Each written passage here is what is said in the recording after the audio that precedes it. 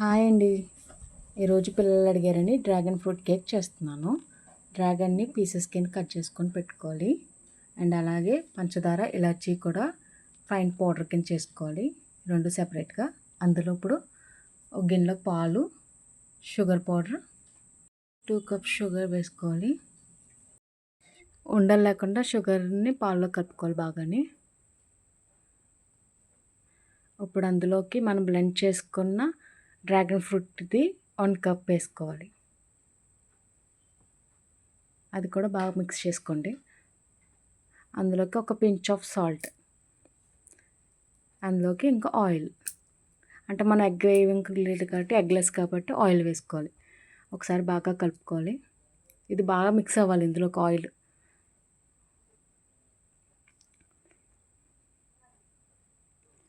ఇప్పుడు అందులోకి మైదా ఎప్పుడు జల్లించే కదా వేసుకోవాలి.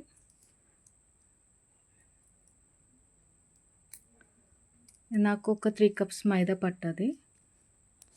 3 కప్స్ మైదా, ఇంకా అందులో పించ్ ఆఫ్ బేకింగ్ సోడా. ఇప్పుడు బాగా బ్లెండ్ చేసుకోవాలి. మనకి బ్యాటర్ వచ్చేసి ఇలా క్రీమీ టెక్స్చర్ రావాలి. ఇప్పుడు పాన్లోకి కొంచెం ఆయిల్ వేసి మైదా వేసి టెస్టింగ్ చేసుకోవాలి. అండ్ అందులోకి బేకింగ్ పేపర్ కూడా వేసుకోవాలి. ఇప్పుడు మనం చేసుకున్న బ్యాటర్ అందులో వేసుకొని కొంచెం బబుల్స్ అవి లేకుండా ట్యాప్ చేసుకోవాలి. తర్వాత స్టవ్ మీద పెట్టుకోవడమే. మనం వితౌట్ ఓవెన్ కాబట్టి స్టవ్ మీద కింద కడాయి పెట్టుకొని అప్పుడు ఇది ప్యాన్ పెట్టండి, లేకపోతే మాడిపోతుంది. మనం ఎప్పుడైతే ప్యాన్ పెడతామో అది మాడకుండా ఇలాగా గోల్డెనిష్ కలర్లో వస్తుంది. ఇలా ఒక 30 మినిట్స్ స్లిమ్లో పెట్టేసి ఉంచేస్తే కేక్ పర్ఫెక్ట్గా కుక్ అయింది. నాకైతే 30 మినిట్స్లో కేక్ అయితే రెడీ అయిపోయింది. ఇప్పుడు దానిపైన క్రీమ్ కోసం డ్రాగన్ ఫ్రూట్ని చిన్న పీసెస్ కింద కట్ చేసుకొని కడాయిలో వేసుకొని అందులోకి మన షుగర్ పౌడర్ ఉంది కదా, ఆ షుగర్ పౌడర్ కూడా వేసుకొని క్రీమీగా టెక్స్చర్ వచ్చే వరకు కలుపుకుంటూ ఉండాలి. అదే మనకి జెల్లీలా వస్తుంది.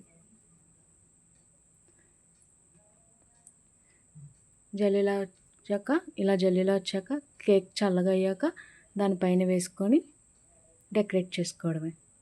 అయితే ఎంతో టేస్టీ అయిన dragon fruit cake ready. Please నా ఛానల్ని లైక్ చేయండి, షేర్ చేయండి, కామెంట్ చేయండి, ఇంకా సబ్స్క్రైబ్ కూడా చేసుకోండి. కేక్ అయితే చాలా టేస్టీగా వచ్చింది.